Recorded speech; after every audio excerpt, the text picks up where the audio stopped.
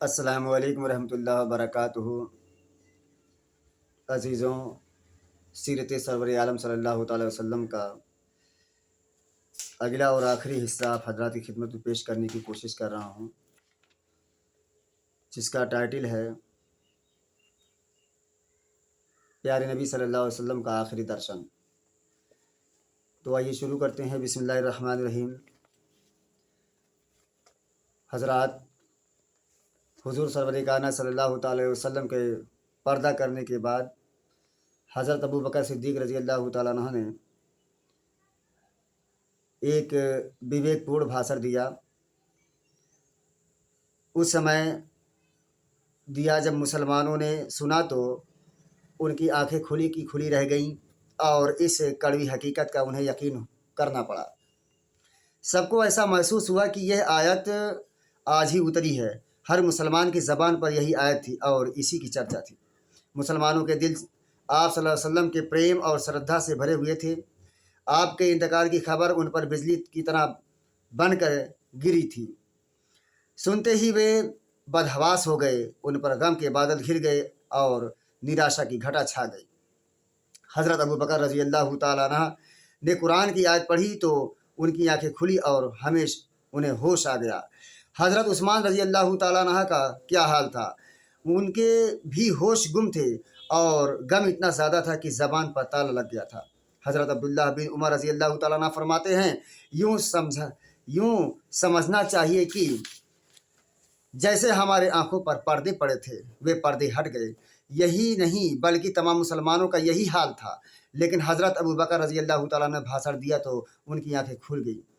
انہیں یقین ہو گیا کہ پیارے نبی صلی اللہ تعالیٰ علیہ وسلم سچ مچ اللہ کو پیارے ہو گئے ہیں۔ حضرت ابو بکر رضی اللہ تعالیٰ عنہ کا اس اوسر پر کیا حال تھا؟ وہ دھیر اور سہنشیلتا کی پرتیمورت اور سیم کا پہاڑ تھے۔ وہ اس نازک موڑ پر صحیح رہنمائی کا بہترین نمونہ تھے۔ حضرت ابو بکر رضی اللہ تعالیٰ عنہ کو پیارے نبی صلی اللہ علیہ وسلم سے کم محبت نہ تھی۔ وفاداری اور جانثاری میں بھی وہ کسی سے پیچھے نہ تھے۔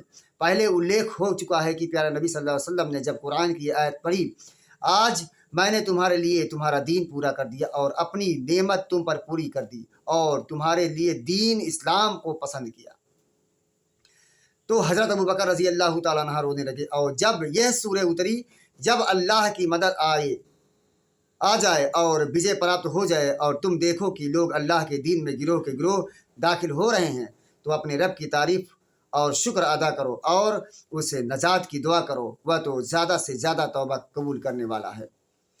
تب بھی حضرت ابو بکر رضی اللہ تعالیٰ عنہ بے قابو ہو گئے تھے اور آنکھوں سے آنسوں کی جھڑیاں لگ گئی تھیں، کیونکہ وہ سمجھ گئے تھے کہ اب آپ صلی اللہ تعالی وسلم کے دن نکٹ آ گئے ہیں اور یہ برا دن دیکھنے کے لیے پہلے ہی سے تیار ہو گئے۔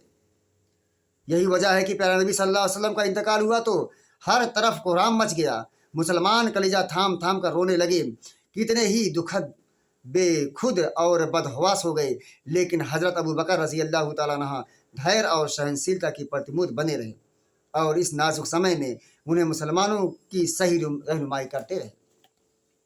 یہ اللہ کے اسلام دین پر بہت بڑی مہربانی ہے اور مسلمانوں کے ساتھ بہت بڑا احسان ہے کہ ایسے خطرناک سمے میں حضرت ابو بکر رضی اللہ تعالیٰ عنہ نے ان کو صحیح راہ سجائی، پھسلتے ہوئے انہیں سنبھالا اور ان میں پھوٹ پڑنے سے بچا لیا۔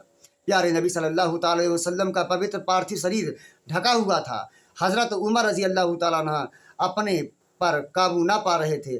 سارے مسلمان بے خود اور بدحواس تھے اور حضرت ابو بکر رضی اللہ تعالیٰ عنہ انہیں سمجھا رہے تھے کہ یہ خدا کی مرضی ہے۔ مومن کی شان یہ ہے کہ وہ خدا کی مرضی کو خوشی خوشی گوارا کرے، ان کے ہر فیصلے کو اپنے لیے بہتر سمجھے، سدیو اس کی اچھا پر سنتشٹ رہے۔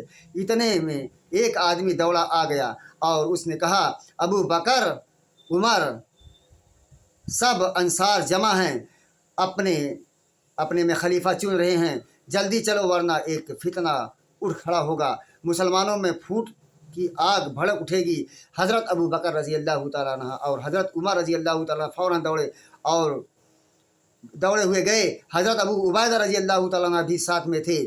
دیکھا کہ واستو میں سارے انصار جمع تھے، کچھ مہاجر بھی وہاں موجود تھے۔ خوب گرما گرم بحثیں اور ایک دوسرے پر چونٹیں ہو رہی تھیں۔ उन लोगों ने पहुंचकर हालात पर काबू पाया, हिकमत से लोगों को समझाया बुझाया और आखिर सब ने सलाह की। हज़रत अबू बकर रजी अल्लाह ताला अन्हु खलीफा चुन लिए गए। सारा झगड़ा ख़त्म हो गया। आप सल्लल्लाहु अलैहि वसल्लम का पवित्र पार्थिव शरीर उसी तरह रखा था। घर और ख़ानदान के लोग उसे घेरे हुए थे और आप सल्लल्लाहु अलैहि वसल्लम को आंसुओं की श्रद्धांजलि अर्पित कर रहे थे। खलीफा का चुनाव हो चुका तो आप सल्लल्लाहु अलैहि वसल्लम के कफन दफन का इंतज़ाम हुआ। आप सल्लल्लाहु अलैहि वसल्लम को नहलाया गया। नहाने के बाद 3 कपड़ों में कफन दिया गया। फिर मुसलमानों को मौका दिया गया कि महबूब सल्लल्लाहु अलैहि वसल्लम पर आखिरी नज़र डाल लें और दुआ व नमाज से भी निपट लें। आप सल्लल्लाहु अलैहि वसल्लम के पवित्र शव के आसपास साथियों की भीड़ भी थी। प्रेम और श्रद्धा में डूबी हुई यह आवाज़ कानों में आ रही थी, अय अल्लाह के रसूल, सलामती हो आप पर, खुदा की रहमतें और बरकतें हो आप पर। हम गवाह हैं कि आपने रब का पैगाम पहुंचा दिया और दीन के लिए जान लड़ाते रहे, यहाँ तक कि अल्लाह ने उसे गालिब कर दिया।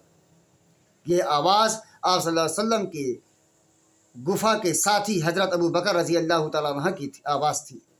मर्द नमाज से निपटे तो औरतों की बारी आई और फिर बच्चों को भी मौका दिया गया। लोग विकल आते और सजल नेत्र लिए वापस जाते।